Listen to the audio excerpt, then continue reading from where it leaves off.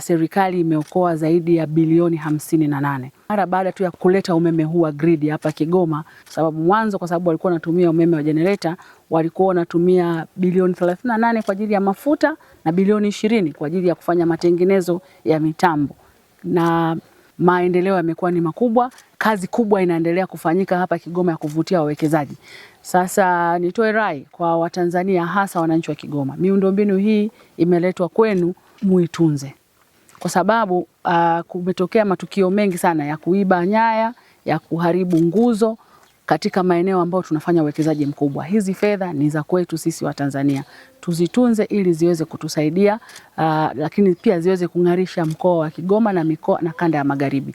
Mkoa wa Kigoma kwa mradi huu peke yake unaweza kuhudumia mikoa ya Katavi, Kagera, Rukwa mpaka Sumbawanga, umeme ulioko hapa. Na umeme huu ukikamilika, mradi huu ambao utazalisha megawati 192 una uwezo wa kuhudumia mikoa hii kwa zaidi ya miaka 3 bila kuhitaji kuletewa umeme mwingine mwingi kama ulioletwa sasa hivi. Kwa hiyo niseme tu, nitoe rai kwa wananchi wa Kigoma, kwanza kutangaza mema haya ambayo yanafanywa na Mheshimiwa Rais Daktari Samia Suluhu Hassan kwa wananchi wake. Lakini pili, kutunza miundombinu hii kwa ajili ya kizazi cha sasa na kizazi cha baadaye. Nashukuru sana.